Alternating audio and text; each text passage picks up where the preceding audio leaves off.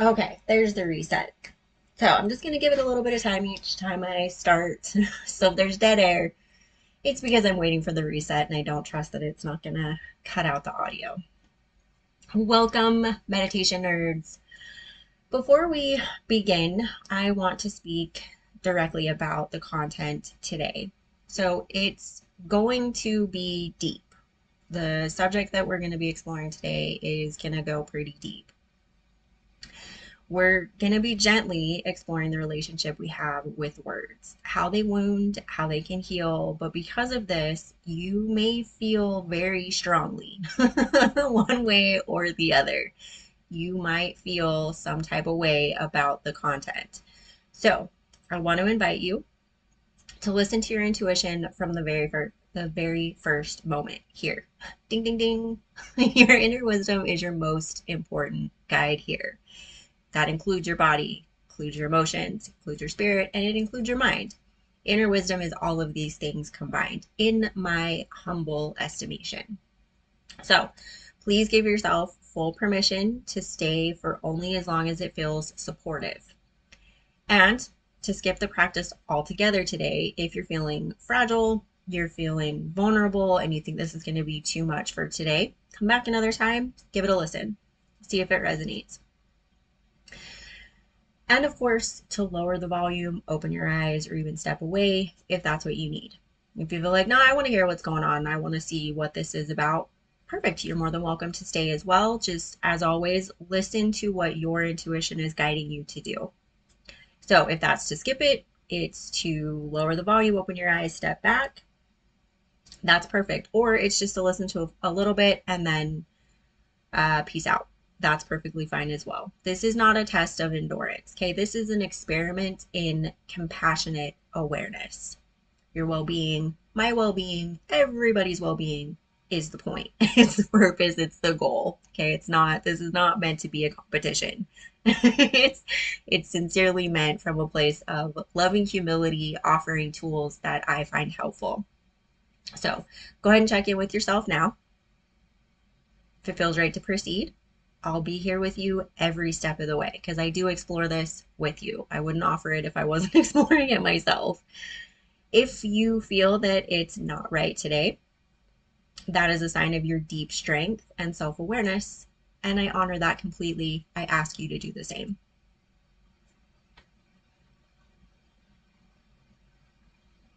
Okay, for everybody else who is going to stick around, let's go ahead and begin with today's meditation. So, as the title says, we're going to be dealing with words. The energizing anatomy of words is what my script has labeled it as. So, where I'm coming from this is basically, can you believe that we have to do this at all? Can you believe that we have to painstakingly reclaim the very definitions of words like care and safety? Because the people who were supposed to model them were the ones who weaponized them or are actively destroying them, changing the meanings. This is meant to be physical therapy for our soul. So that's the bedrock. This kind of stemmed from a story or a book that I'm reading currently, and there was a sentence in there that really just set me off. It felt completely disingenuous to my lived experience. It brought up a lot of stuff. So it made me really look at the way that words are expressed and how each meaning is, while the definition remains, the meaning and the essence of it is subjective to a certain degree. So I wanted to explore this a little bit more to give us a more solid grounding. Plus, you see the erosion of our language and just how words are, the meanings of words are just completely being flipped on their heads. And I see a lot of people feeling stressed out about this. They feel like they're going insane. So I wanted to explore this a little bit to give us a more solid grounding, to catch the feelings that we have as this is happening in real time, to give us a point of reference, to flag the sensations, to be able to stop and pull back and go, okay, wait a second. So what exactly is happening in this moment. This word is not being used in proper context to its definition. So what exactly am I being asked to do here so that we can step into and see the manipulation that's happening via our language? Now, I realize that sounds heavy. It is. And I questioned whether or not this was too heavy for meditation, and then realized that you could say the same about meditating in charnel grounds, which we spoke about the other day, the graveyard meditation. You could say the same about applying clinical approaches to facing our greatest fears by stepping into that fear in a safe environment, of course. So I don't think this is too heavy for meditation. I think it really comes down to, are we as people ready to apply a meditative practice to this aspect? So let's find out. Okay, so to start, this is kind of an empty vessel versus the sacred cup type of approach here. So we're going to go through a spectrum. So we're going to start with the fact that we use words every day, all day, every day, right? We're going to start with the basics. I realize that sounds absurd, but that's where we're starting. Okay, so starting on that basic premise, have you ever noticed that the same word can feel completely different depending on who says it or how they say it? Not just the inflection, not just the essence of the person or the conveyance, but the context as well, the nuance, right? For example, the word love can feel like a hollow shell, or it can feel like a warm, radiant sun based on your experience, the person saying it, if you're saying it, who you're saying it to, etc. And this is the difference I want to kind of start off with. It's the difference between a word being an empty vessel, just a shape with no substance, and a sacred cup overflowing with the genuine energy of the feeling itself, right? The embodiment of. So the actual essence of what the word itself is supposed to convey, right? My point here is to get below the label and connect directly with that essence again, because I feel like, and feel free to shout out if you disagree with this, I feel like I'm losing a connection to language in an essential form, meaning I don't feel like I can connect to the language anymore, because it feels like most of the words are just being completely demolished or undermined. And I don't like that. I don't want to give that up. So I want to connect to what's happening in my body so I can reconnect to the essence of what the word is supposed to convey. So we're going to step into that feeling. We're going to practice the differences. And I will offer reminders in between each so that each time we go through each different section, oops, sorry, that wasn't supposed to go off. Each different section, there's a reminder to check in and notice. Okay, so here's a shift, here's a shift, here's a shift. Okay. So let's tap into the energy behind our words. Now I realize I'm kind of going slow here. I'm taking a different approach on this one. I don't want to just fly through it. I don't want to gloss over, and I don't want to minimize or spend too much time. So I'm just kind of playing with my pacing here. So bear with me as I try a different approach to this one. All right, so let's check in on the hollow shell, the unexamined force. All right. So here's where a little bit of visualization comes in. I want you to imagine yourself swimming in the sea of words. We speak them, we hear them, we think them. So I want you to imagine all those words flowing around you as you swim through them, coming out of your mind as you're thinking them, and out of your mouth as you're saying them. Now, as you're visualizing all of those words, swimming, speaking, listening, right? How often are you stopping to feel them? I rarely do. It's only the last week or so that I've actually stopped to notice how our language is actually impacting me now. How it's being conveyed, not just the words, but all that that encompasses. Feeling their weight, their texture, their temperature. That's what we're going to do today. That's what we're going to spend some time with.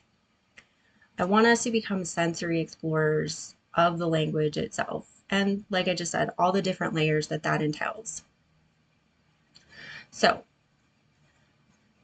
let's start moving through the spectrum of words and how they're typically used. We're going to start off with so-called easy here.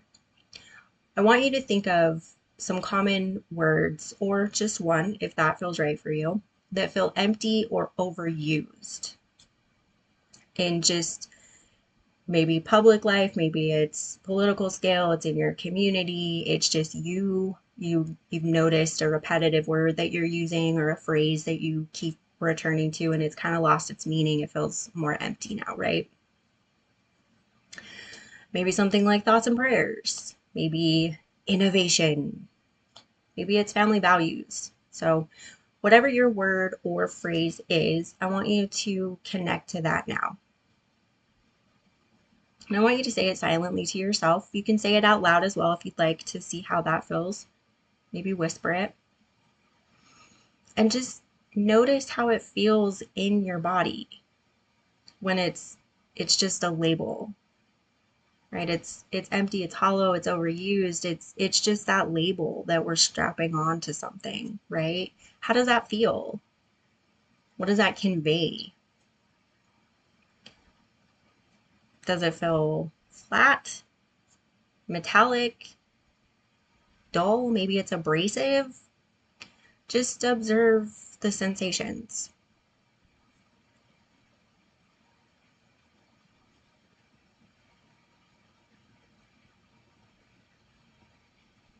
And as you notice the sensations, I want you to also ask yourself, where in my body do I feel the absence of meaning?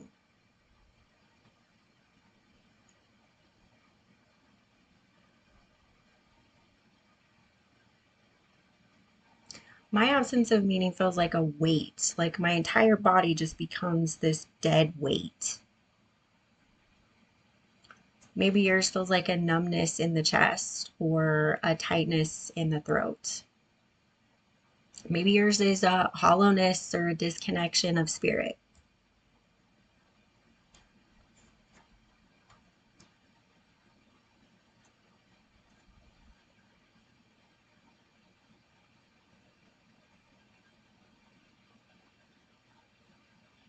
And I want you to just stay with that for a moment. Notice the profound difference in your own body from when we started the conversation to now noticing the words that feel empty, that are overused. This raw somatic data is the microscope. This is the individual level that we're feeling this on. And this data is the target. The weaponization of language is not an accident. It's a strategy. Systems of power use words to trigger specific physiological responses. Fear, contraction, rage, because a triggered nervous system is easier to control. It's an engineered inner landscape with vocabulary outside of yourself. So this is our way of reclaiming that self-sovereignty. Again, still noticing how you feel with the empty, hollowed out words, the overused words. When you feel that clench, that coldness, whatever it is that's arising for you, maybe yours is also a heaviness. Know that it may not be yours alone.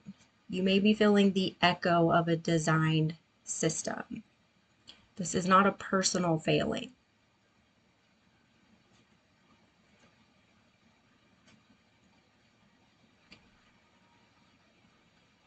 Okay, so I want you to take a couple deep breaths here because we're going to move into we're going to go a little bit deeper. So these are going to be more triggering words. They're going to be They might be harder to face. So I want you to take a moment, take a couple deep breaths here before we move into the next part. I want you to ask yourself if you're ready to continue forward. Is your intuition saying this is good, this is a good starting point, we need to go? Honor that. Do you need to turn the volume down, take a step back and just listen instead of practicing with me? Or do you want to continue forward? All of these are perfectly acceptable. I just want you to take a moment to check in and notice how you're feeling. If there's a feeling of dread, there's a feeling of hesitation, that might be a sign that it's too much to move a little bit deeper, which is perfect. Listen to that. That's the point. This is always the point with these meditations, for you to connect deeper to your intuition, your guiding authentic voice, to help you connect to your meditative practice from a place of strength and elevation and authenticity. Okay, so now everybody that's sticking with me, I want you to bring to mind the word hate. Just the word, okay? That we're not talking about a person. This is not a memory. This is just the word. It's just 4 letters. I want you to let the sound and the concept of the word hate come up for you now.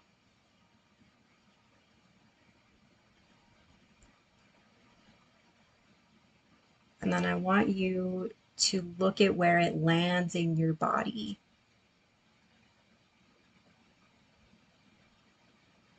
Does your jaw clench?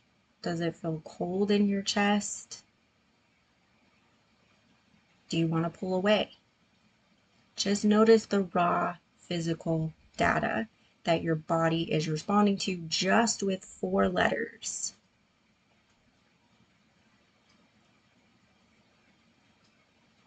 This one also feels heavy for me, but my chest feels like it's being compressed.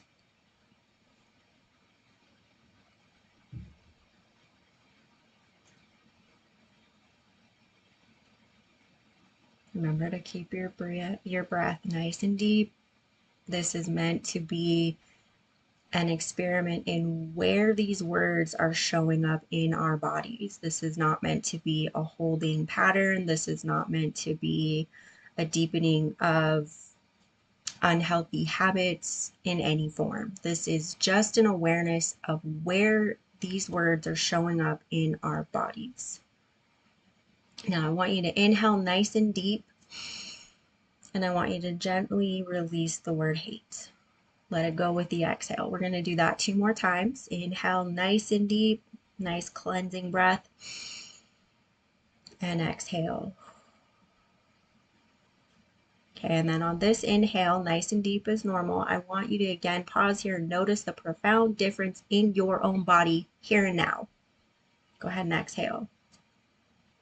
Again, this is the raw somatic data from our body, the microscopic level, showing us just how impactful these words are without an associated memory, without an associated person, just the words themselves.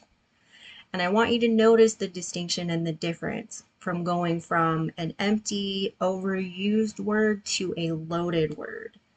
Notice the shift there. Notice how deeply it goes. And that scares me. Just the thought of noticing that shift, there's like this acidic pull down. It's like a sharp stake going through my intestines. Now, mine's obviously pretty visceral on that. There's a lot of fear there for me. That's why I wanted to do this practice. I don't want to keep living in the shadow of fear. I don't want to keep allowing myself to play small or to run or to hide. I want to engage with what's happening. So that's why I'm sharing this.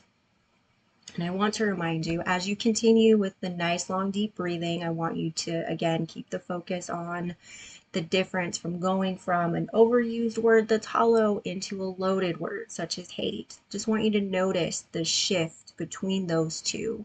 You can even compare it to where we started, right? Keep that cascading line flowing if that works for you.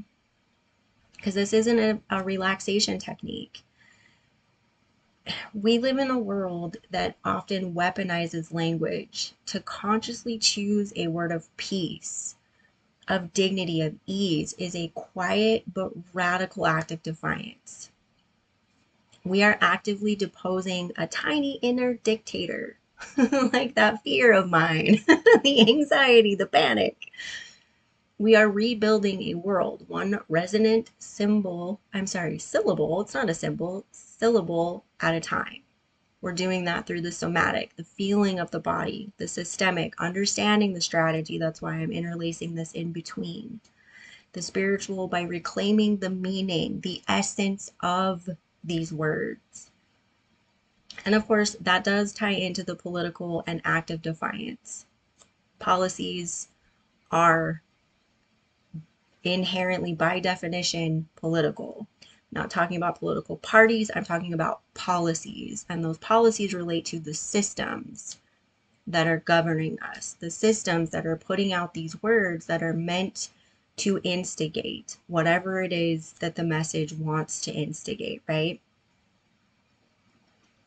Nice long deep inhale, last check-in on how you feel between an empty word and a loaded word. Inhale, exhale, let that go, because we're going to move into when words are used as weapons. Now, this seems like you could apply it to hate. And while I agree that hate can be used as a weapon, I'm noticing that these are two distinctions here. That there are loaded words that aren't necessarily used as weapons. It's the context we give it, right? Like anything else. So at this point, I want you to think of a word that has been used as a weapon. Maybe it is hate. That's perfectly fine. Maybe it's a completely different word. This word, though, I want you to think of the words that have been twisted, that have been stolen, or are redefined to cause harm. It might be a word used against you personally or against a group you care about.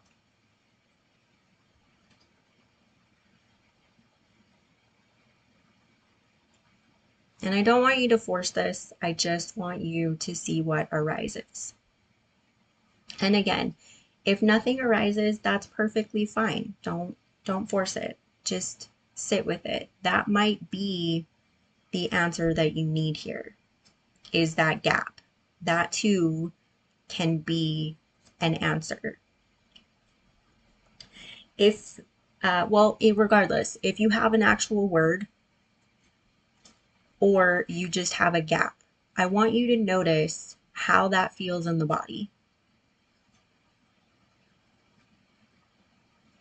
And then for those with the gap, I want you to notice what's happening to your mind as well.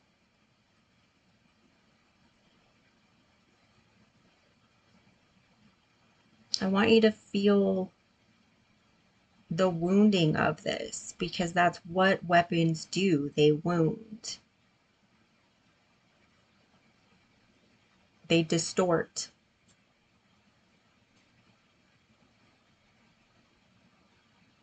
This isn't just semantics.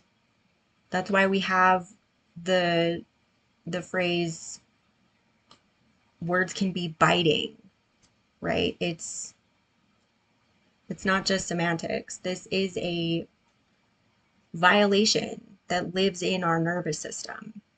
No, we don't acknowledge it that way. I've never heard it spoken of that way.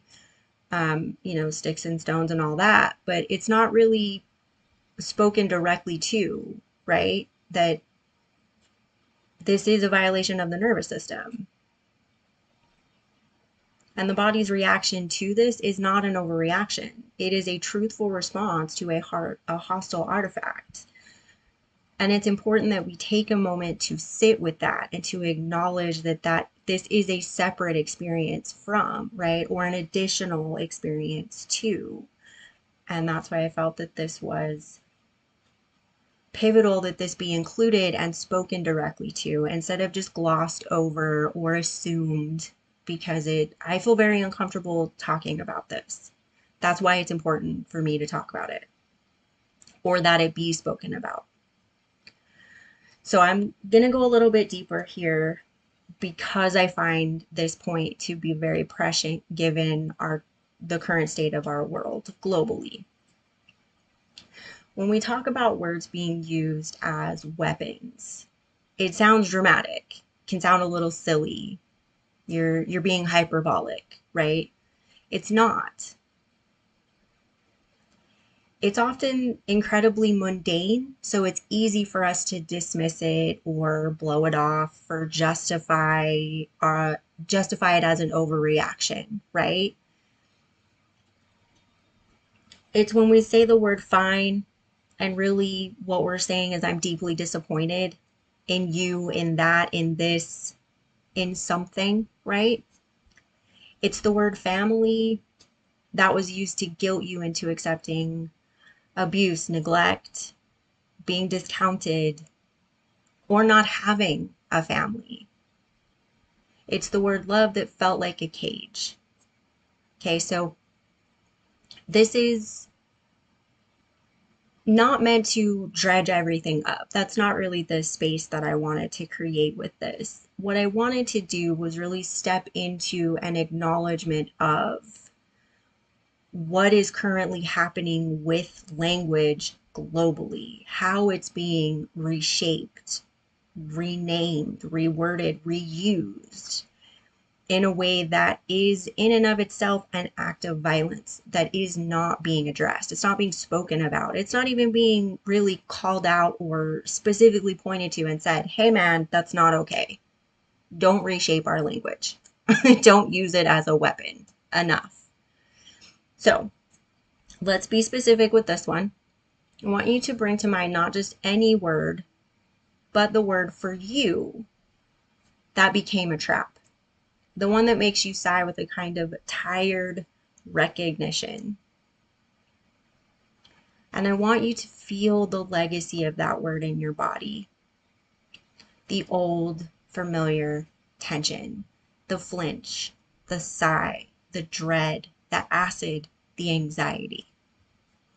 I want you to just allow what is appropriate for you here and now. Again, this is not about forcing, this is not about competition. This is not about overdoing it or stepping beyond what your healthy boundaries are. This is an active awareness of what we're carrying in regards to words that have become traps for us. Whether it's self-inflicted in as much as it was a word that we anchored to in maybe a time of abuse and it actually got us through that. Or when we initially started using it, it was an elevating factor that slowly turned into a cage. Okay, the why or the how is not really the point. We're not diving that deep into it. It's just an awareness of what's happening inside the body when we think of that. And just for a moment, let's acknowledge the sheer absurd inconvenience of having to do this, of having to sit here as adults and perform linguistic archaeology on our own nervous systems just to feel safe in our own skin. Because this is absurd. It is absolutely absurd. It's ridiculous. It's also our reality. These two things are happening simultaneously. So let's just be here with that ridiculous, painful truth for a breath. Nice long deep inhale. Nice long deep exhale.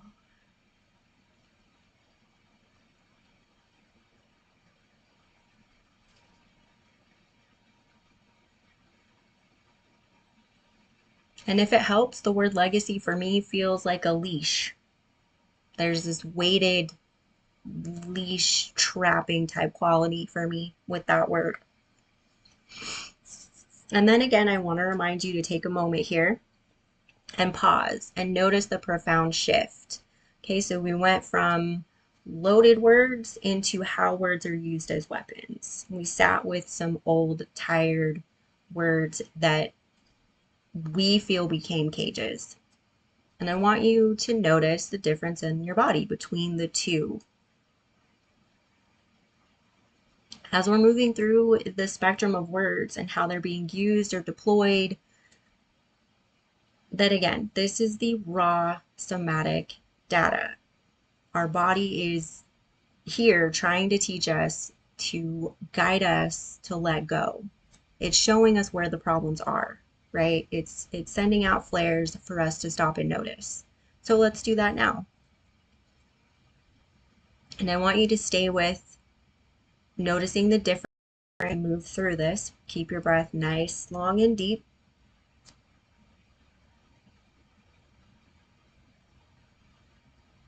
And I just want to point out that words like freedom, justice, they become like cages.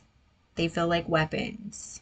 They hollow out the meaning until the word is just a shell, a ghost of its true self. They being any of us that throw words around to the point that it becomes meaningless. It's just like any time we use a word over and over and over and over and over and over and over and it's gone. The meaning of it is gone, right? There's a disconnect, there's a gap, there's a space. So I don't mean this as a they throwing it out as a weapon. I mean they universally, because this is a universal human trait.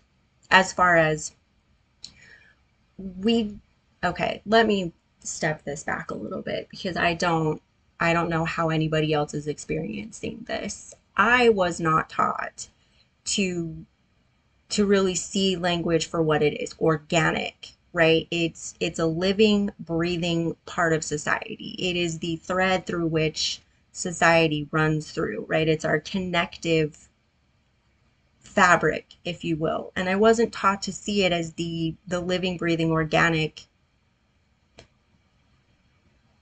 amazing thread that it is. I was just taught these were just words, right? There's a definition, yada, yada, yada. And this is spiritual violence. When our words become cages, when they become weapons, that is spiritual violence. It leaves us spiritually homeless, grasping for meaning that has been stolen, using the word ourselves, or because it's being reshaped by someone outside of ourselves. And, for certain purposes, that's effective. That's the point. That's the purpose. It can take a word like compassion and make it sound weak and cruelty sound strong. And when you do that, you can justify any policy, you can justify any action. You can make a population applaud its own destruction or the destruction of a planet that no one can survive without. And it is one of the oldest tricks, right? We see this thread through humanity as well. The thing about this is that our bodies, our hearts, our spirits, our minds, our emotions, they feel this betrayal. That's what those flares are. That's what the tension is. That's what the anxiety is. That's what the blank mind is. This is the grief that we're carrying, whether we're really aware of it or not. That's what it is. It's the grief for the lost meaning. And I have definitely noticed a desperation for sustenance, for substance, for meaning in my life, especially over the last year. So I wanted to really start at the base, which are the words that we speak. Now, that being said, I want you to inhale nice and deep, exhale nice and full. Now we're going to fill the cup up. Okay, this is where we get to the sacred cup. We're going to shift into reclaiming our power because this isn't passive. We're not passive recipients here. We're actively engaged. We're the curators of our inner world. So let's reset it.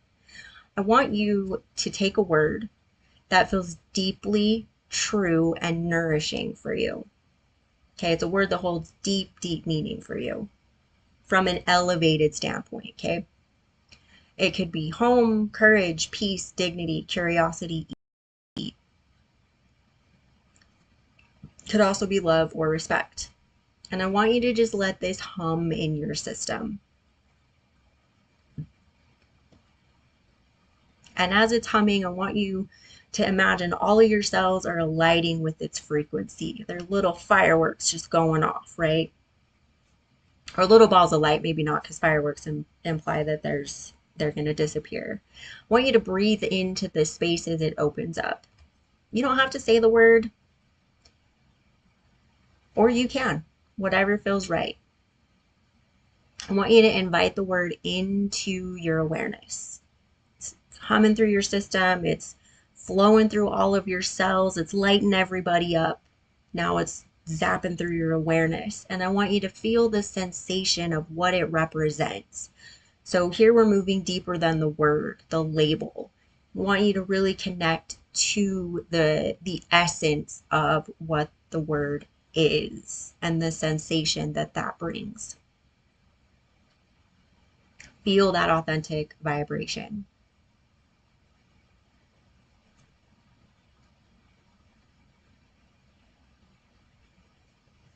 It's that elevation, it's that expanding and swelling of your heart when you hear love. It's the solidifying uprightness of your spine when you hear respect. It's the grounding and the safety and the feeling of home. I want you to breathe life into that word.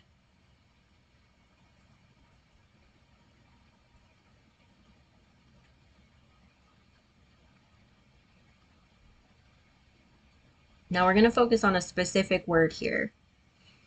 As always, if at any point this does not, if that's the wrong word, your intuition gives you a different one, always honor that, okay? The word I have here is devotion. Again, if that does not feel right for you and your intuition gives you a new one, honor that one. For anyone continuing with devotion, this is a deep, unwavering commitment. And this is secular, okay? This is not dogmatic. It's not associated with any specific thing for me. That's not how I'm presenting it here. It's just deep, unwavering commitment. In my instance, it would be meditation. My devotion to instill meditation into everything, to see a meditative practice that will help me elevate in everything, including stories that I read, books that I'm reading, all of that. And I want you to notice how this word feels. Is there a warmth in the heart? Is it a softening in the shoulders? A sense of expansion?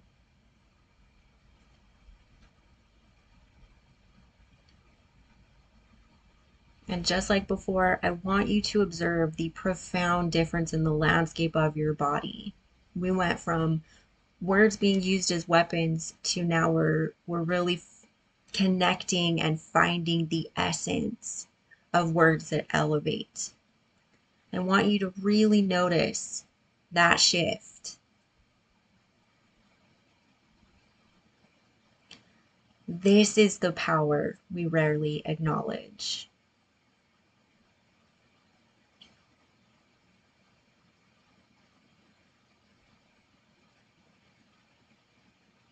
Now, this is a deeper, more resonant question. So if you don't get anything now, I don't want you to stress about it. I want you to really let this percolate. I want you to let this swirl around within you. So when you connect to the feeling first, what happens? Connected to that is, can you feel the word itself transform from a shell into a living thing? And that's part of why I wanted you to stop and reflect on each shift, each different section that we went through. I wanted you to be able to see how it's moving through and the different vibrations, the different ways that these shifts happen within your body. And then also, just as deeply, just as profoundly, the words that you deeply connect to, that you find refuge in, that you have reverence for, right? How does it feel from it going just the word, whatever it was, we'll use devotion, right? It's just a word. And then really connecting to the essence underneath it, beyond it, inside of it, right? Do you notice the shift from the word on a page or behind your eyes into the essence, the living, breathing essence of it?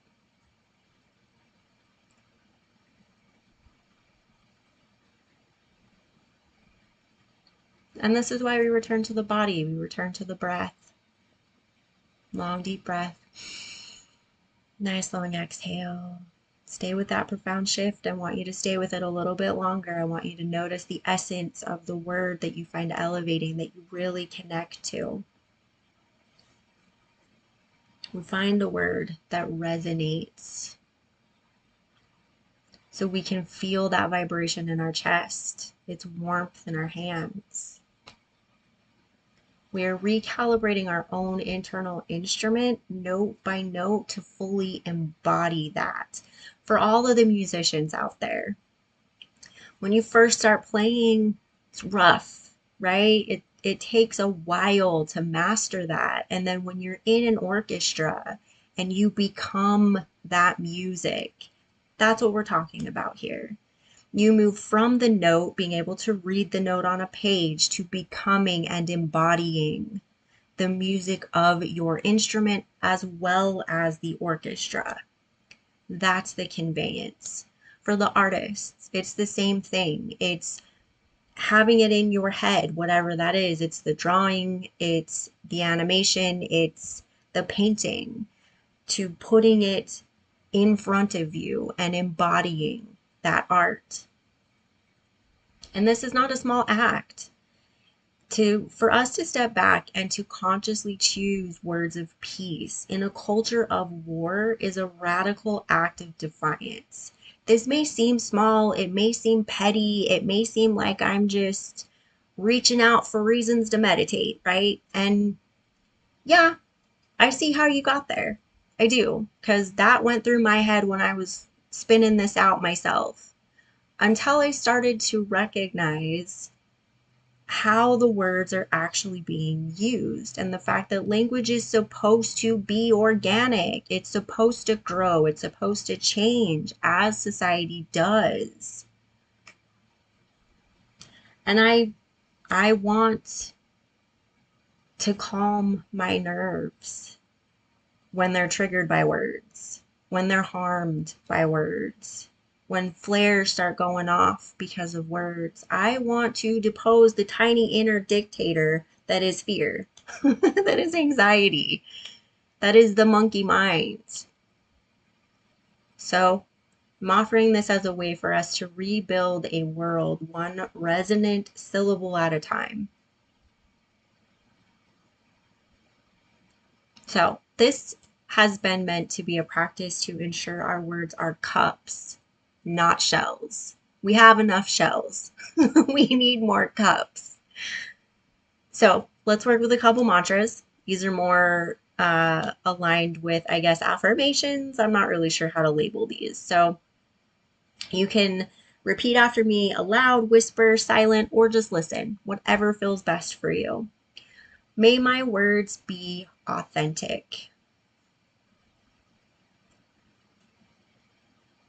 Vessels for the truth, vessels of the truth.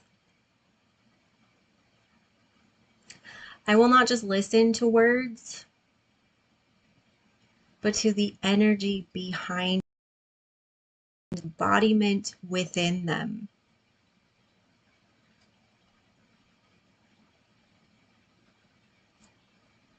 I infuse, if I can get my teeth around that, I infuse my speech with heart and listen for the heart in others. I want you to inhale Sat, exhale Nam.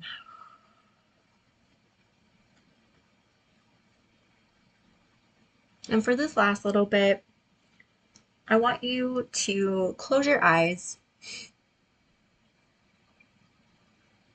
maybe sway to side a little bit. I want you to just allow yourself to unclench bit by bit.